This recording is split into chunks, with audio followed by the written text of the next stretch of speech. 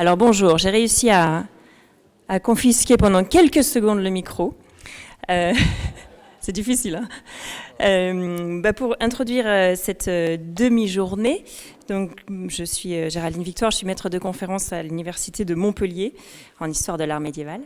J'aime beaucoup la RCPPM dont je suis membre et j'ai souvent le plaisir d'animer ces journées, de présenter, de mettre en valeur mes collègues. Merci Monique. Et donc dans cette demi-journée, dans le programme étaient originellement prévues 2 communications, une de Lani Rollin et une de Maude Pérez-Simon, donc vous allez entendre dans quelques minutes. Mais avant cela, il y a une communication surprise donc de Frédéric Mazeran. Je pense que vous le connaissez tous, mais on ne sait jamais. Il y en a peut-être quelques-uns ici qui ne sont pas venus souvent, qui sont là pour la première fois. Donc je vais quand même vous présenter Frédéric Mazeran, qui est architecte du service patrimoine au département de l'Hérault. Il est aussi membre de la Société archéologique de Béziers et bien sûr membre actif, très actif de la RCPPM. Il est connu comme le loup blanc dans la région, voilà, donc je pense que presque tout le monde le connaît quand même, et très actif, il publie beaucoup, voilà. Très présent.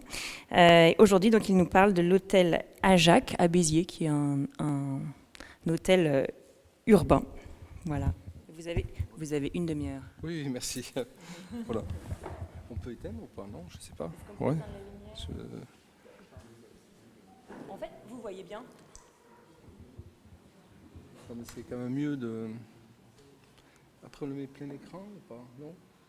C'est pas plein écran? Ah, c'est plein écran, d'accord. Ouais. Bien, donc ma présentation est un petit peu inopinée, mais ça fait partie des découvertes ou d'une actualité en cours qui porte sur des travaux qui sont présents à Béziers. Alors l'an dernier, je vous avais parlé, pour ceux qui étaient présents, de l'hôtel de la Noterie à Béziers, qui a fait l'objet d'une étude, hôtel à l'intérieur duquel, si vous vous remémorez, on avait un plafond peint 14e, et également donc fait la découverte de décors peints muraux associés à une grande salle. Là, nous nous situons à peu près à 300-400 mètres de cet hôtel de la Noterie, dans un secteur urbain où on a tout un regroupement d'hôtels particuliers, on va dire majeurs, qui n'ont jamais fait l'objet d'études. Et cet hôtel s'appelle l'hôtel Ajac. Et cet hôtel, moi j'ai fait une publication avec la Société archéologique, ça devait être de mémoire en 2016, sur les hôtels particuliers et demeures de Béziers. Alors certains d'entre vous peut-être l'ont acquis et l'ont lu. Et j'avais déjà, à travers une notice, mentionné l'intérêt de cet hôtel. Donc nous sommes ici en secteur sauvegardé, et bien entendu il y a eu un permis qui a été accordé et aucune étude menée, ni archéologique, ni rien. Ceci dit, donc, on a la chance d'avoir comme architecte qui intervient sur le lieu Frédéric Fior, qui est un très bon architecte du patrimoine, qui est intervenu d'ailleurs sur la salle de la Maison aux Images, que vous avez vu tout à l'heure. Et donc c'est lui qui me tient au courant en fait des travaux qui sont menés sur cet immeuble. Il m'avait dit viens voir parce que je crois qu'on a découvert un plafond. Donc du coup ça ne m'a pas du tout étonné parce que j'avais vu la potentialité du lieu. Alors il faut savoir que c'est un bâtiment qui était propriété de la mairie ces dernières années, qui est regroupé une association des arts. Hein, et le bâtiment est à la fois... un aspect 15e que l'on voit très bien sur la cour intérieure, mais investit aussi un bâtiment préexistant qui date du XIVe siècle, dont on verra tout à l'heure certaines parties. Alors, donc je commence. Donc, chacun d'entre vous reconnaît la ville de Béziers. Je vous ai localisé donc au cœur hop là, je cherche mes lunettes, excusez-moi. Hop, je vous ai localisé l'hôtel en question. Hop, je me trompe, voilà. Donc l'hôtel en question est proche, la souris ne marche pas, bon, est proche d'une place centrale que l'on voit donc en dessous des flèches, sur la gauche, qui est l'emplacement de l'ancienne place de foire de Béziers, donc la place marchande.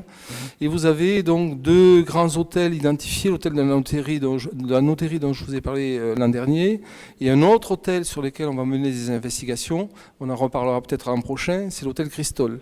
Donc l'hôtel Ajax se touche quasiment avec l'hôtel Cristol. Donc voici l'implantation de l'hôtel donc au sein du quartier. On voit qu'il investit une bonne partie de l'îlot et probablement que la parcelle 17 qui est au nord, qui est en haut de l'image, en faisait partie également. Donc on a un plan en gros en U qui se refermait peut-être aussi sur un côté avec une grande cour intérieure sur laquelle se situe une tourelle de vis d'escalier hors œuvre, donc à l'image de bon nombre d'hôtels particuliers qu'on retrouve ailleurs. Voici en plan de toiture donc la délimitation de l'hôtel en question. À droite, donc vous avez l'aile ouest, qui était d'ailleurs sur l'image de départ, qui a une structure médiévale qui a pu être identifiée, et les ailes sud et nord qui encadrent la cour, qui datent essentiellement du XVe siècle. Voilà. Donc l'aile du XIVe siècle, comme j'indique à droite, a fait l'objet de modifications au XVe siècle, notamment lors de l'ajout de la vis d'escalier qui est venue parasiter une des façades. Alors, petit rappel pour ceux qui n'étaient pas là l'an dernier, mais qui correspond aussi à la noterie. Mais donc, la ville de Béziers, au Moyen-Âge, était partagée en quartiers que l'on appelle des bourgs. Chacun des bourgs relevant soit du roi, soit des vicomtes auparavant, et également des évêques. Ici, nous sommes situés dans le bourg de la Fustarié. La Fuste, en occitan, je sais qu'il y a des Catalans également ici aussi, c'est le bois. Donc c'était un quartier où il devait y avoir des menuisiers. Donc on est situé entre la cathédrale et la place marchande de Béziers. Un plan schématique qui montre en fait l'implantation des bourgs et au niveau de l'étoile en question, donc la délimitation de ce quartier dit bourg de la Fustarié. En se rapprochant un petit peu plus, donc à gauche vous avez un plan de 1838 qui montre donc l'ancienne place marchande au centre, avec tout un îlot d'habitation qui a disparu depuis. Et puis après on a eu la percée haussmannienne qui est venue retravailler tout cet espace urbain, et notre position de l'hôtel à Jacques, à la fois en entouré rouge et puis sur le cadastre actuel, avec le point rouge, la pastille rouge. Alors pour comprendre ce bâtiment, il convient évidemment de regarder ce que l'on a au Compois, et donc je remercie une personne qui est dans la salle, qui a travaillé avec moi, qui se cache, c'est Christine Vézian, qui m'a aidé donc à faire des recherches. Donc on sait que la famille Ajac était une famille importante, une famille de riches marchands. Donc au départ, grâce au Compois de 1487, on sait que un des membres de cette famille, Michael Ajac, était marchand, comme c'est indiqué, marchand de la ville de Béziers. Et particularité qui a pu être retrouvée aussi, quelques années auparavant, 1467, donc un membre de cette famille, et probablement son père, est signalé comme argentier. Et ces Ajac, en fait, étaient de riches marchands qui avaient une table marchande sur la place et boutique marchande. Et argentier, donc c'est quand même des gens qui étaient relativement aisés. On sait également par les textes qu'ils ont vendu ou donné des coupelles d'argent au claver, c'est ça, au claver de l'évêque de Béziers. Donc ils avaient une activité très importante sur Béziers. Ça c'est pour le Compois de 1487, et le Compois de 1596. Après analyse, nous révèle donc en marge que un géant Ajac, donc Jean Ajac, avait acquis l'hôtel en question en 1520, et donc en était devenu propriétaire. Donc on voit qu'il a évolué dans son statut en passant de marchand à bourgeois.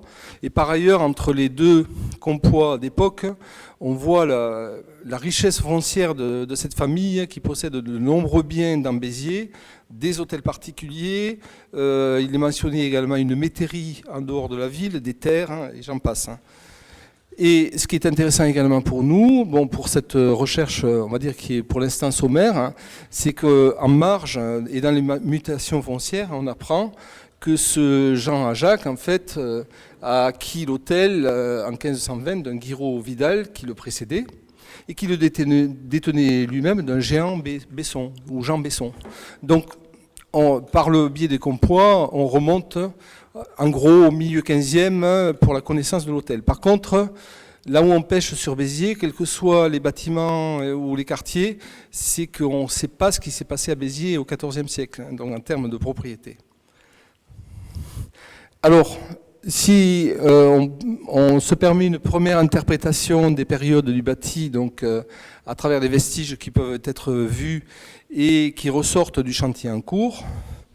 Donc, je précise aussi que l'hôtel a fait l'objet de relevés par Frédéric Fior, qui très aimablement m'a confié les plans, et où j'ai essayé en quelque sorte de reproduire à travers une colorimétrie rapide les périodes de l'hôtel, où on voit très bien, tout à l'heure je vous parlais de l'aile ouest, la concentration de la partie médiévale sur l'aile ouest, et puis un retour qui va vers le sud, et certainement dans la parcelle à côté. On verra tout à l'heure l'importance qu'ont ces éléments, cette position, j'allais dire, d'éléments sur ce plan, et puis le reste qui est en jaune, qui illustre en fait les transformations, voire la reconstruction de l'hôtel au XVe siècle.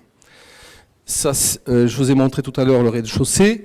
J'ai oublié de dire qu'au rez-de-chaussée, vous avez une structure marchande, donc avec des travées, avec des grands arcs brisés, traditionnels qu'on retrouve dans Béziers pour toutes les structures marchandes en place, encore en place. Hop, pardon, je me trompe de côté. Et ici, le premier étage, où on voit très bien que lorsqu'on a positionné la vis d'escalier hors œuvre sur cours, on est venu en fait retravailler un des côtés de cette boîte rectangulaire médiévale qui était recoupée au niveau des traits en bleu en fait par une structure de grands arcs brisés qui montait sur 2 niveaux, je précise, donc ce qui est assez exceptionnel. Et on verra que c'est dans cette partie-là qu'a été faite la découverte d'un plafond. Alors, donc présence de plafonds qui se sont révélés à l'issue de sondage en cours. Donc j'ai marqué aile sud, oui c'est l'aile sud. Donc à gauche, vous avez un dessin de l'hôtel particulier 15e, donc que j'ai retravaillé en restitution et qui est présenté dans la notice de l'ouvrage dont je vous parlais, qui portait sur les hôtels particuliers et demeures de Béziers.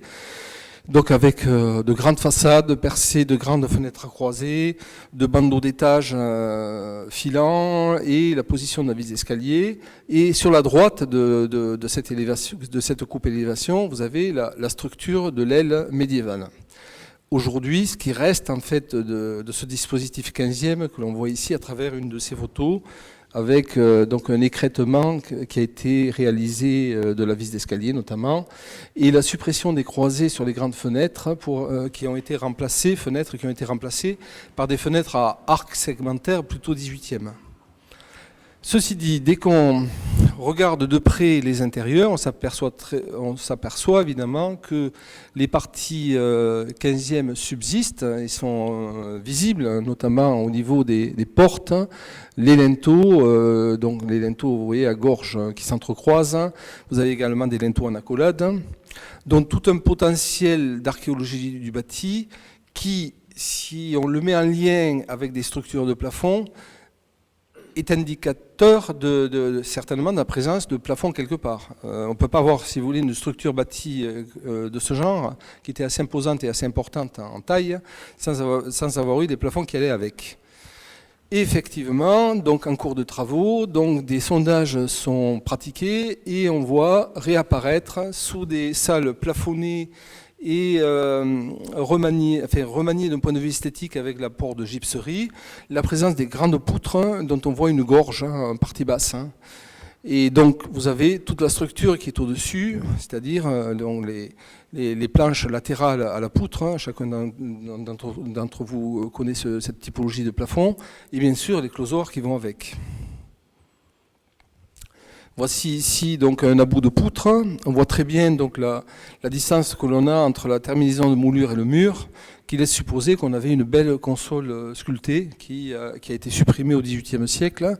Lorsqu'on a réaménagé l'appartement du premier étage, notamment, le remaniement des baies segmentaires et la mise en place de ces plafonds à gypserie. Donc un potentiel à compléter en termes de découverte ce qui sera fait, puisque l'architecte s'est engagé à faire d'autres sondages ailleurs et essayer de retrouver l'emplacement des closoirs sur cette partie. À rez-de-chaussée de cette même aile, on voit très bien que là aussi, on a donc une poutre à gorge, on a un plafond totalement encrassé par la suie, et là aussi un potentiel d'un autre plafond. Alors sur ce rez-de-chaussée, sur cette même aile, je vous ai montré tout à l'heure qu'on avait une partie médiévale qui filait vers le haut de l'écran, en quelque sorte, vers le sud, et on a là aussi un plafond complètement recouvert par des faux plafonds qui lui est peut-être plus ancien et peut-être médiéval, toujours en place, et qui doit faire l'objet d'ouverture de sondage. Maintenant, si on passe à l'autre aile, qui est l'aile ouest, donc on a eu la découverte fortuite d'un plafond couvrant autrefois ce qu'on peut supposer avoir été une grande salle, mais antérieure au XVe siècle, et une salle qui était située au premier étage.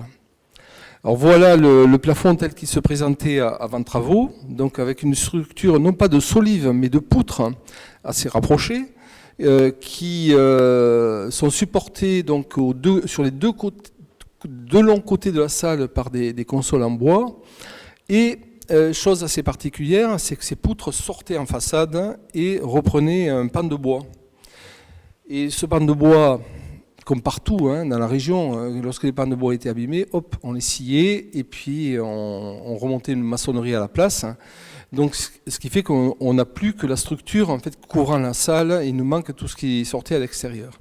Alors, sur cet état avant travaux, ce que l'on voit, c'est qu'on a les poutres, les consoles, les planches par-dessus et directement les petites baguettes couvre-joints. Que l'on voit ici. Mais on n'a pas de structure, je le précise, de closoir. Et je précise aussi que les poutres n'ont aucune moulure en sous-face. Alors voici de près ce qu'on pouvait voir également après un petit nettoyage qui a dû être fait. Donc la présence des baguettes au couvre-joint avec non pas des petites pyramides, mais ça fait comme des petites... comment on appelle ça? Comme des formes en écailles en fait. Et voici donc le plafond de la salle, une fois donc dégagé dans sa totalité, avec sa structure porteuse, et on voit très bien l'emplacement des petites baguettes couvre-joints qui, elles, sont peintes. Alors je précise aussi que la hauteur du plafond avoisine les 5,50 m minimum, ce qui est assez considérable. Pour une salle, je ne sais pas si vous vous remémorez le plan de tout à l'heure, qui était sur plusieurs travées. Voilà le détail du plafond. Alors, évidemment, ce plafond mériterait là aussi une dendrochronologie. N'ayant pas de moulure en sous-face, ces poutres sont peut-être plus anciennes qu'elles ne paraissent, et il serait intéressant de pouvoir le vérifier en datation.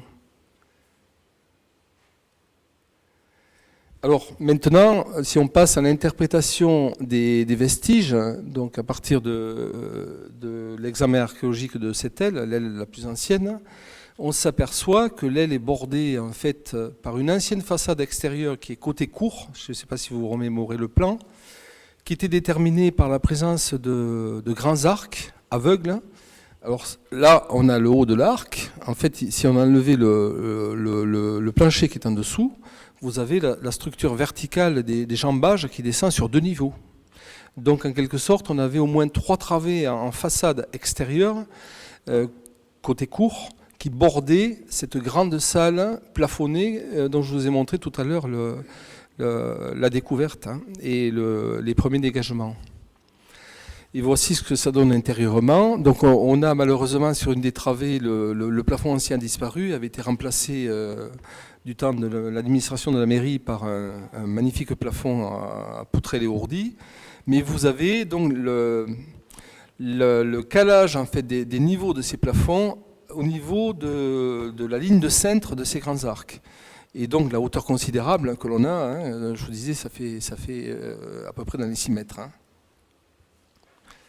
Alors, pour en avoir discuté avec un historien spécialiste de l'architecture et notamment des bâtiments civils, il me disait que assez probablement au-dessus, on avait donc la charpente de toiture. Donc en quelque sorte, ces arcs se poursuivaient par une partie maçonnée et servaient d'arc diaphragme à un support de toiture.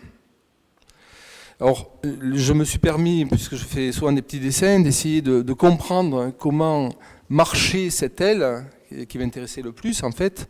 Donc vous avez côté rue, hein, vous avez donc la structure marchande avec ces systèmes d'arc brisé, et au-dessus la grande salle, hein, vous voyez, où j'ai positionné une travée de plafond, et ce plafond qui sortait en façade. Et en examinant bien et en mettant en relation l'intérieur avec l'extérieur, je me suis aperçu que en fait, la façade, elle aussi était médiévale. Moi, j'aurais pensé qu'elle était 15e, en fait, elle est médiévale. La preuve en est, c'est qu'on a des vestiges de bandeaux d'étage qui ont été bûchés. À un endroit, on a les moulures qui sont toujours en place. Et on a surtout le fragment d'une fenêtre médiévale qui apparaît également en façade, enfin, qui est apparue au cours du décroutage de la façade, en fait, qui est en cours. Et qui vient confirmer donc l'ancienneté du bâtiment sur cette aile. Et voici donc, là aussi en interprétation un petit peu rapide, hein, c'est juste un schéma, ce qu'a pu être cette aile intégrée dans un nouvel hôtel particulier au XVe siècle, qui est une aile d'un bâtiment prestigieux XIVe, hein, dont on ne connaît pas la fonction et qui n'est pas connu non plus dans les textes. Hein. Donc avec ces systèmes d'art brisé là, en premier plan qui constituaient le front de façade, hein, côté court, et les arts brisés intérieurs qui scandaient en fait en plusieurs travées la grande salle du premier étage. Alors là aussi c'est pareil, en dehors des plafonds, lorsqu'on touche à un immeuble, son histoire surgit et de nombreux éléments patrimoniaux apparaissent, hein, puisqu'on peut avoir des plafonds, on peut avoir des décors peints, on peut avoir différentes choses, mais tout peut avoir un intérêt. Alors c'est le cas ici de la découverte d'un décor peint qui file sous les enduits, mais qui n'est pas un décor peint médiéval, hein, je précise, mais qui est probablement un décor 17e, mais qui est un grand décor assez intéressant. Vous voyez, vous avez des motifs floraux, une fleur également qui file sous les couches d'enduit. Et également, bon ça c'est plus moderne, mais tout aussi intéressant, ce qui avait beaucoup plu à Monique d'ailleurs, c'est nombre de salles de l'autre aile, qui est l'aile Est, qui ont conservé dans leur intégralité leur papier peint art déco. Alors ici on a des motifs de fleurs de tournesol, mais ailleurs on a des motifs de fleurs de rose. Donc vous voyez que le patrimoine ne se borne pas qu'à être révélé par le Moyen-Âge, le XVe siècle, ou voire la Renaissance, le XVIe siècle, ou l'époque médiévale, mais même l'époque moderne peut avoir un intérêt. Voilà, c'était juste une petite rubrique d'actualité, de recherche qui sont pour l'instant toujours en cours. Merci.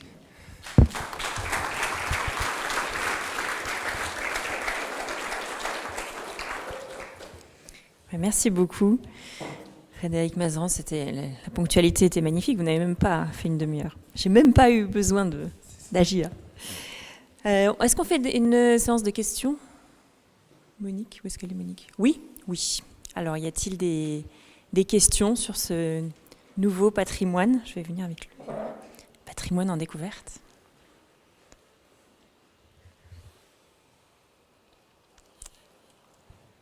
Tout le monde est bouche bée. Monique ? Non ? Non ?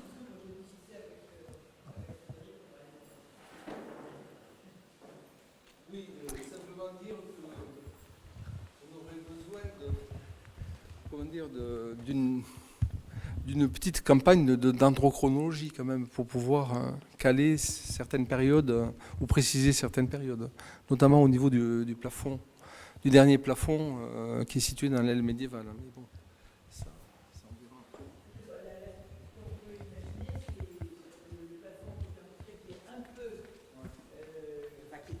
CP maintenant, il nous interroge parce qu'il ressemble à un certain nombre de plafonds montpelliérains aussi, et donc on pourrait être fin de 13e, non? Hein, pourquoi pas? C'est pour ça qu'on a vraiment besoin d'une datation...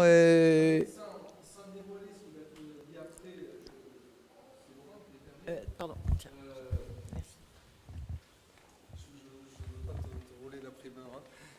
Sans dévoiler ce qui va être dit après là, pour l'immeuble de la rue Ranchin à Montpellier, avec Monique, nous avons visité donc une salle à rez-de-chaussée, probablement marchande, et le plafond que nous avions sous les yeux nous paraissait totalement 15e. On s'était totalement trompé. C'était un plafond 13e. Voilà, bon, c'est tout. Je n'en dis pas plus. Hein. Les petits motifs de triangle, oui, un petit peu arrondis. Blanc et bleu, blanc et rouge aussi. Noir et blanc. On trouve ça au 13e. C'est tout à fait possible.